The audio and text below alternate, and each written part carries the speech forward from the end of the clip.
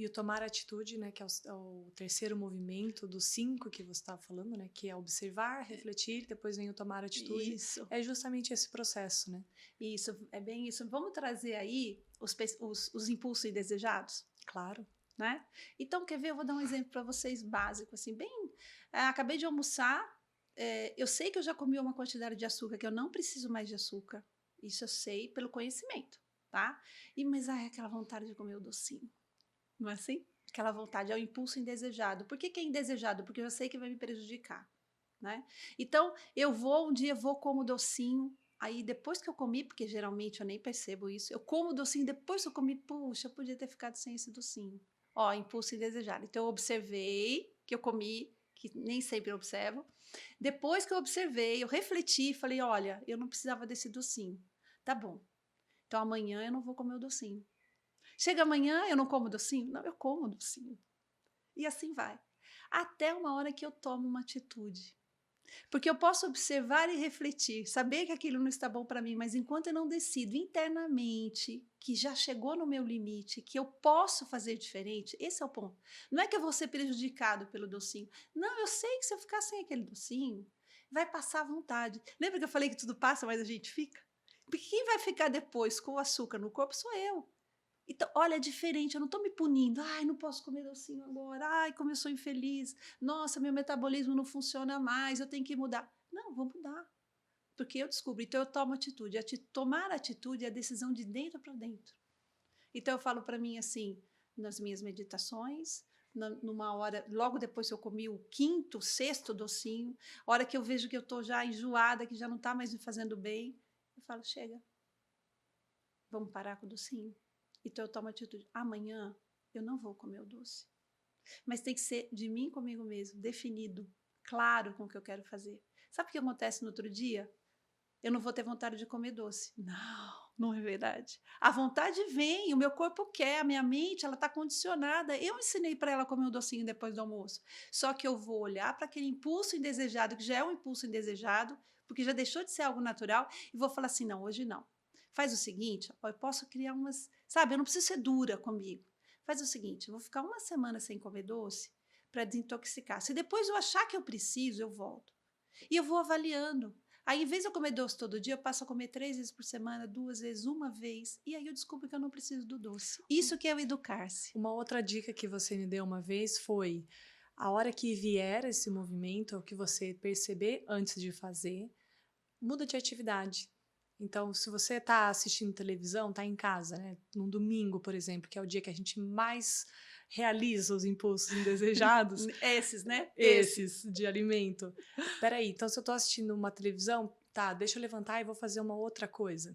Que aí a minha mente, ela quebra um pouco essa... Eu mudo a atenção, eu mudo o foco, sempre também com essa conversa, né? Não com esse movimento punitivo, mas não, peraí, tá, então deixa eu mexer numa planta, deixa eu regar as flores, vamos fazer alguma outra Isso. coisa para criar um outro movimento e eu sair desse padrão, né? Perfeito. São várias técnicas, essa também é muito boa, funciona, né? E agora trazendo, saindo do café, saindo do docinho, das coisas mais, entre aspas, fáceis, vamos pensar no comportamento. Quando eu já falo uma coisa, eu tenho um comportamento, por exemplo, tem pessoas que não conseguem falar bom dia, boa tarde, boa noite. Elas não conseguem. Então, primeiro, ela tem que observar que ela não tem esse hábito. Segundo, ela vai refletir: por que eu estou fazendo isso? O que isso está me trazendo? E terceiro, ela toma uma atitude interna. Aí vem a ação, né? Que é o quarto movimento. Ó, tomar atitude é decidir internamente. Espera aí, o outro merece um olhar meu. Por que eu me acho tão mais importante que o outro? Será que eu sou mesmo? Eu tô falando quem faz isso por arrogância. Tem vários motivos, gente. Não tô titulando aí, não vai levar causa e efeito aqui. São vários motivos, mas vamos pegar uma pessoa arrogante. Ela acha que ela é a boa do pedaço, ela não precisa mesmo, ela não tem tempo. Como é que ela vai perder tempo com o outro? Tudo pode ter por trás disso. Então, observar. Isso é um impulso indesejado, não parece, mas é. Porque é uma arrogância que sai e que eu desprezo o outro. Isso, E que todo mundo percebe, né? não, só a gente que não, Só a né? gente que... Gente, como é que pode, né? Mas é assim que funciona. Aí eu percebi que eu tô sendo indelicado com as pessoas. Tá bom. Então vamos lá, vamos observar, vamos refletir, vamos tomar atitude. Não consegui na primeira, não consegui na segunda, não tem problema. O importante é estar sempre refletindo, retomando, tomando atitudes, decidindo internamente, percebendo o que está por trás do comportamento, trabalhando a periferia, que às vezes eu descubro que eu não falo bom dia por outros motivos, e eu começo a sanear, ó, esses excessos. Uma hora eu vou falar bom dia para todo mundo, com um sorriso ainda. Boa tarde, boa noite. Eu vou construindo, tudo é construindo. Então, ó, só para fechar, ou melhor, voltar um pouquinho. Observei, refleti, tomei atitude, vou falar de novo, ó. Observei, refleti, tomei atitude, agi. Ó, a ação é o quarto movimento. Deixa eu te perguntar uma coisa, Natália, quantas vezes a gente vai direto para a ação? A maioria, né? A gente vem o pensamento, vem aquele impulso e a gente já... Que é a reação. Então, estão entendendo a diferença de ação e reação? A ação, ela é refletida, é trabalhada, ela não vai pelos impulsos da plataforma de sobrevivência, que é simplesmente resolver o momento e acabou. Eu deixo de ser do momento e começo a refletir as consequências do meu comportamento. Então, tudo isso, imagina num momento de crise, quanto isso é importante. E o que eu ia trazer aqui é que a gente está falando, né, de grandes coisas, né, da crise, a gente começou falando das questões que nós estamos passando, que parece coisas muito grandes, e os exemplos que você está trazendo, né, que eu trouxe também, são pequenos movimentos do dia a dia, não tem nada muito miraculoso, nada muito grandioso, são tudo coisas que todos nós podemos começar a fazer diferente. Desculpa. E vai dar o efeito? Não, Né? esse é o segredo. É um grande segredo. Porque as grandes coisas eu não tenho controle. Vamos lembrar? Eu não tenho controle da. Olha, com toda a tecnologia, nós não temos controle da natureza. Ela está fazendo o que tem que ser feito e acabou. Quem estiver no caminho dela, se for eu, se for você, mas a gente trabalhou tanto autoconhecimento, não importa. Se eu estiver no lugar errado, na hora errada ali, vai acontecer. A gente não tem controle. A gente tem controle sobre os políticos, o que os grandes políticos estão fazendo. A gente tem controle sobre o sistema que está regendo o mundo. A gente tem controle sobre essa questão das mídias sociais, como a inteligência artificial está sendo usada para nos manipular. Não, a gente não tem controle sobre isso. Eu tenho controle sobre mim. E eu tenho controle sobre mim onde, gente? Nas grandes situações, não, porque se vem uma grande situação e eu paralisar, eu sinto muito, eu vou paralisar. Se eu sair correndo, se eu sair atacando, vai acontecer. Eu não tenho controle nesse momento, eu tenho controle antes, nas pequenas coisas, organizando a minha vida, simplificando tudo. É isso que me prepara para os embates da vida. É isso que me traz o discernimento, é no dia a dia, nas pequenas coisas. Aí sim, por isso que falar de autoconhecimento nos dias de hoje nunca foi tão propício, tão importante, tão fundamental. Uma outra coisa que você trouxe para a gente também é a importância de simplificar tudo. Essa semana saiu no Roda Viva a Tamara Klink, que é filha do Amir Klink, e ela fez uma reportagem muito interessante, uma entrevista, e aí apareceu também para assistir no YouTube o Roda Viva do Amir Klink de 95. Conta um pouquinho quem que é o Amir Klink. O Amir Klink, ele é navegador, escritor, ele atravessou o Atlântico, ele é um desbravador aventureiro aí. E a entrevista é toda para entender, peraí, como assim você é tão aventureiro assim? E numa determinada hora, a repórter pergunta, peraí, Amir Klink, não tá ficando muito claro, porque do jeito que você tá falando, parece que você não gosta de aventura, mas você atravessou o Atlântico sozinho, num barco à vela, como assim você não gosta de aventura? E aí ele fala, de fato eu não gosto de aventura. Eu não gosto numa hora que eu tô descendo uma onda de 40, 25 metros. Eu gosto de saber que eu vou chegar no meu destino com segurança.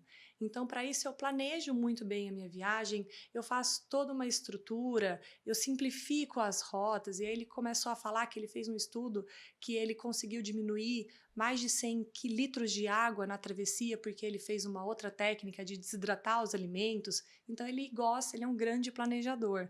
E aí ele fala também que o Brasil é uma terra muito boa, porque tá tudo por ser feito, né? A gente tá tudo, nada funciona direito. Então olha quanta coisa a gente tem para trabalhar, quanta coisa a gente tem para realizar, e quando a gente vem esse olhar do simplifique tudo, né, que é o que você traz aqui também, e aí fazendo essa conexão, peraí, ele atravessou o Atlântico, pegou tempestades e ele sobreviveu. Então, e ele fala, não, eu nunca quebrei um osso. Eu nunca passei por situações arriscadas. Ele tinha risco, mas eu sabia onde eu estava medindo, tudo era comedido. Então, se a gente entender esse olhar também, né, dessa plataforma da sobrevivência, né? Vamos pegar essa, enquanto você está ali navegando sozinho, você está na sobrevivência, mas a gente tem como fazer diferente.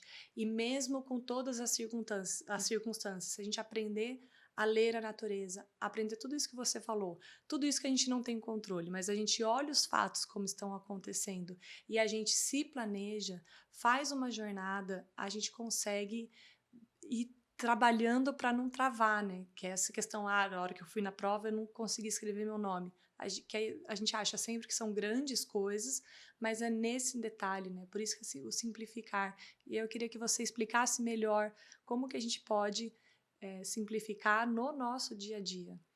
Natália, o exemplo é feliz, né? Então, aí vem a simplificação da nossa vida, ela exige planejamento, como ele trouxe, é real.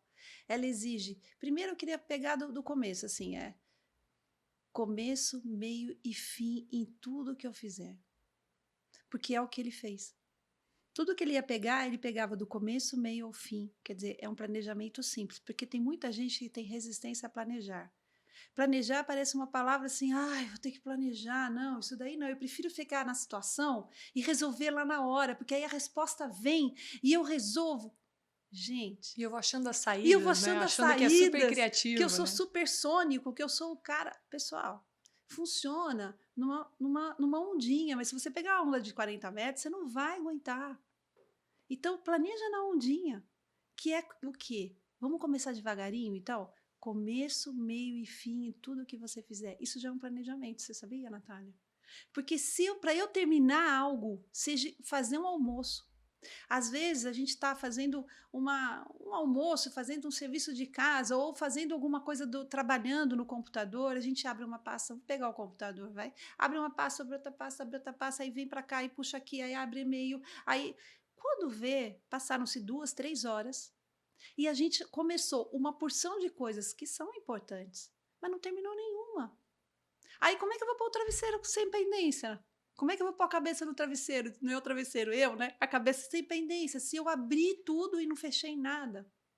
Então, eu peguei uma coisa por disciplina. Termina.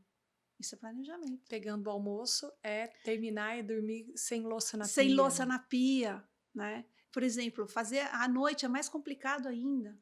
À noite, você vai lá fazer seu lanche, seu jantar, seja o que for, vai deixar a louça na pia. No outro dia, a cozinha está cheirando, você está chegando na cozinha, você está sentindo o cheiro.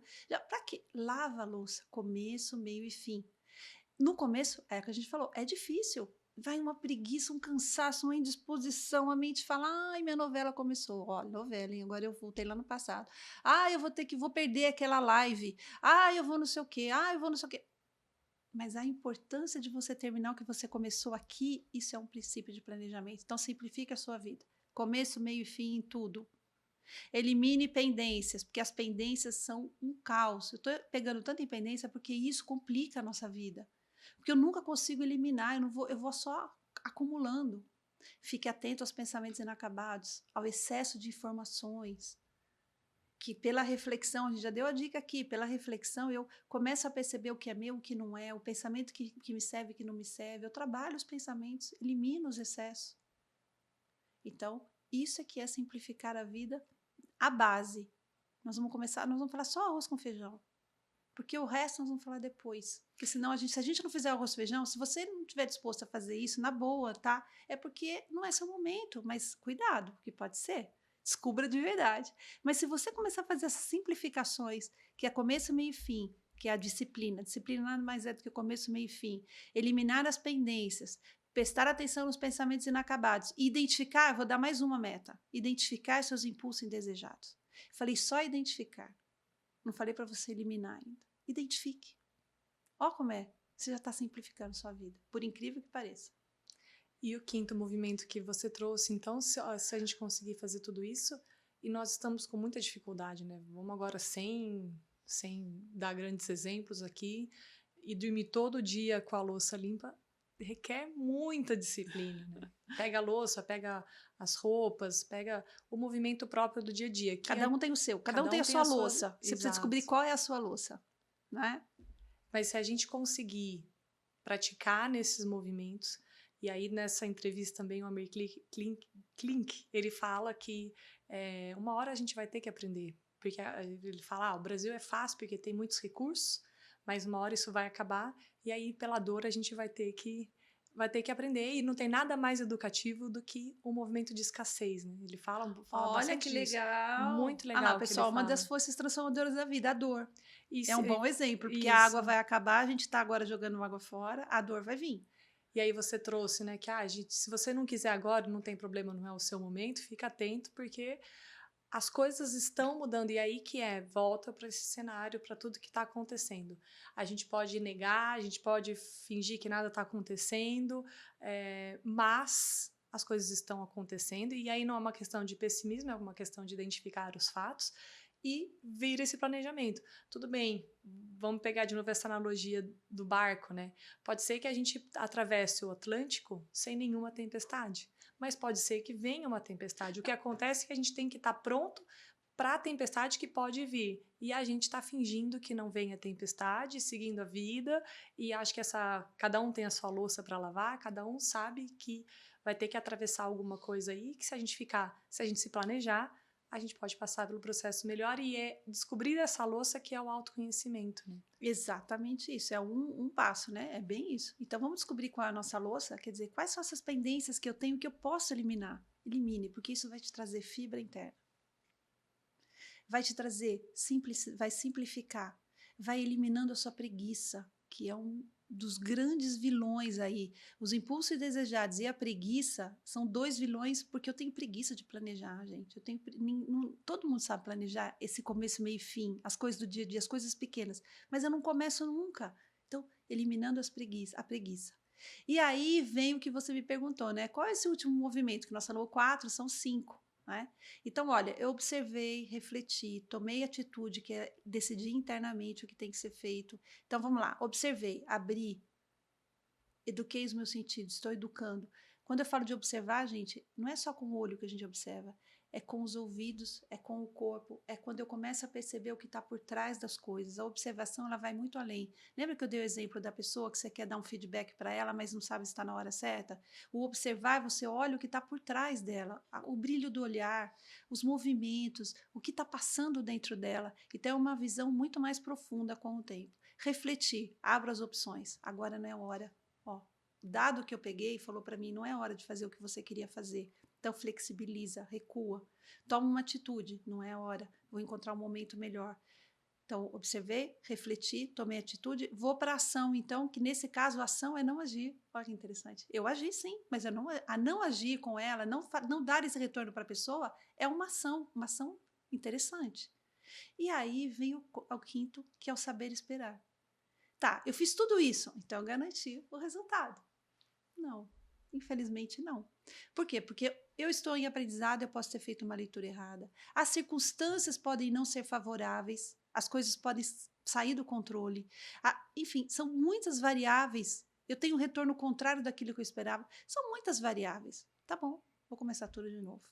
Olha a continuidade. Observar, refletir, tomar atitude, agir e saber esperar. Esses 5 movimentos, eles são o grande pilar do autoconhecimento para quem quer realmente trabalhar.